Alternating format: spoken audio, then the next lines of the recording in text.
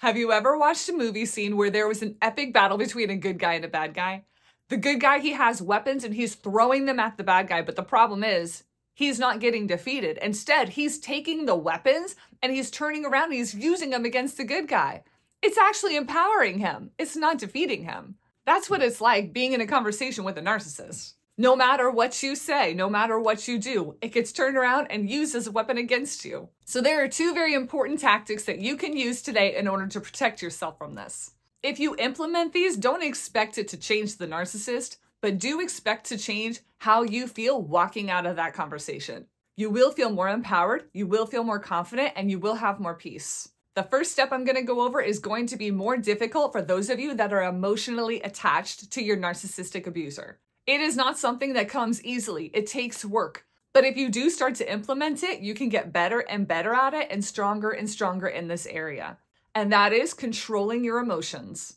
When you are trying to have a debate or an argument with a narcissist, they will definitely use your emotions against you.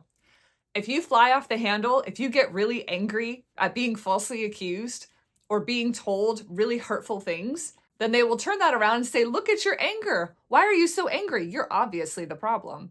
If you instead get sad, you cry, you cower, you submit, then they'll see that as a sign of weakness and being too emotional.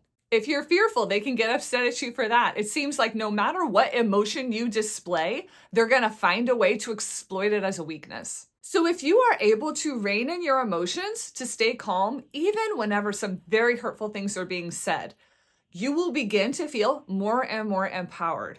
You will begin to realize that you get to decide how you feel, that that person doesn't have to have that power over you if you don't let them. When they see that you're not reacting in a strong way at being falsely accused or demeaned or belittled, then they won't have any ammo to work with. They won't know where to go or what to do. It's like you're diffusing the situation instead of adding fuel to the fire. Even if inside you feel like you are so upset at what this person is saying, you have the power to take control of the outside and not allow any of that to come out. A super important thing at that moment is to remain calm. No matter the jabs thrown your way, no matter how that person pushes your buttons, you get to be in charge. So then you might be like, well, what am I just supposed to do? Stand there like a stoic, like a statue? What good will that do? The answer is, of course, no, and brings us to the second point, which is to stand your ground on truth. If you're being falsely accused of something, or if a covert narcissist is saying something very subtle under their breath in a way to make you feel like they're a victim and like you're a bad guy, or like you can't do anything right, or that you're not meeting their needs, just calmly call it out. I'm sorry, what did you say? Would you like to speak up a little bit? Allow them to clarify, allow them to explain, and then calmly say, that's actually not true, and this is why. Have evidence to back your points up. If you can't remember anything on the spot, it's okay. Say, actually, that's not true. Give me some time and I'd like to come up with some points to prove it. And if that person says, no, I demand to hear them right now, we'll just say, I don't have them right now, but I will get them to you. But if you know in your heart of hearts that it is false and that you're being accused of things, you have every right to stop it in its tracks and stand your ground on truth. Then whenever you do have those points, come to the person and calmly say, this is the proof that that's not true.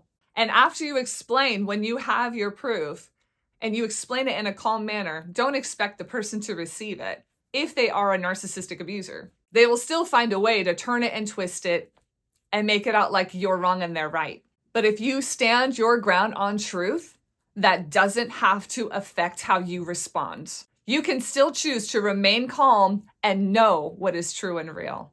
They might start getting really upset. They might start flying off the handle. They might start accusing you even more. Just stay calm. And I promise you, if you implement those two things, staying calm and standing on truth, no matter how that person responds, you will walk out feeling so much more empowered than you have in the past. They might do everything in their power to make you feel this big, but controlling your emotions and standing on the truth are so empowering, and you don't have to allow their reactions to make you feel that way. You can choose over time to take those damaging situations and turn them into strength on your part. It's not an easy process. It takes work.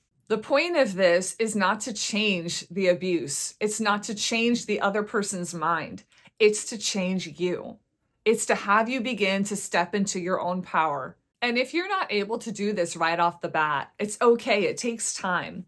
Give yourself some grace, but it is an incredible thing to work towards. When you get to a point when you have mastery over your own emotions and other people don't get to ruin your day or make you feel a certain way or change and shift your whole attitude at the moment, that is very empowering. And a narcissist will pick up on that. If you have found this helpful in dealing with a covert narcissist, please check out my other video on this topic. I'm Jamie Lynette. I'm a professional life coach that helps people move forward after relationships like these. In the spirit of taking back your power and strength in order to protect yourself from covert narcissistic abuse, let's move forward together.